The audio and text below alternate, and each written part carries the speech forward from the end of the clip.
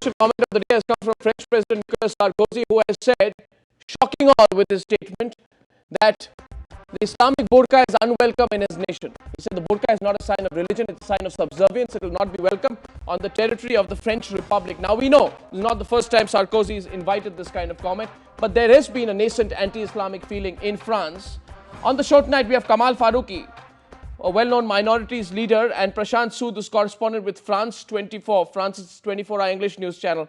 Mr. Faruqi, your comments on what Nicolas Sarkozy said, do you think it's just one of those comments which he can sort of explain away later, or something more? No, it's very unfortunate, and this is simply changing the entire world scenario wherein we have learned to live a peaceful coexistence, having the different religions having their faith to be observed.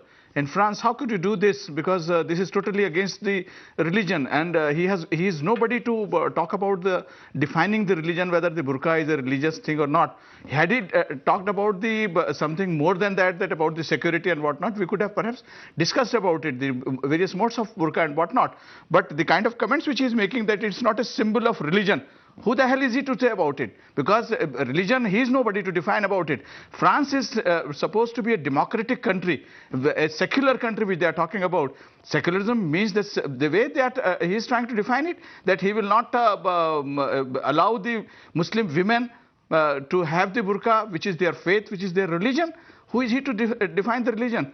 As far as this thing is concerned, perhaps again it makes the people like us, who is always fighting for the modern look of the Islam, for the real message of Islam to the entire world, they make our life a little bit more miserable, because this gives these kind of remarks, these kind of assessment, these kind of orders gives the fundamentalists in our own community a leverage, and then we feel it, that this is very unfortunate. I think that this would be this is in rather in past also France has been doing like this. They had earlier banned the hijab. Ultimately they had to withdraw it. I'm pretty sure that the kind of demonstration, the kind of the condemnation which the entire world would be giving, not only the Muslims, but the entire people, even my country people, they would oppose these kind of Mr. Faruqi, these kind of verdicts or orders, because as far as France is concerned, Prashant, as you will bear out, France has also had a problem not just with this, but as far as the Sikh community is concerned, about their religious symbols and their use. They've had problems. Now, there is a group of French lawmakers who've been asking for an inquiry into whether Muslim women who cover themselves fully in public undermine French women's rights, French secularism. So is that the backdrop, or is Sarkozy just trying to be a little populist by saying this? No, I think there's been a raging debate not only in France but other countries of Europe also on this particular issue. As you said, that veil is already banned in French schools. Of course, it's a very debatable issue in France itself, because there has been considerable debate, and as you said, Sikhs in India have been agitated over this, and they have been kind of forced to have their own schools, not only Sikhs but Muslim women also. So this is a debatable issue, but this is not something that has come out of the blue. It has been there for quite some time, not only in France but in countries like Belgium, Denmark. People have been debating whether, and the real issue is whether somebody, if we talk of equality, if we talk of similarity, if somebody has the right to look a little different.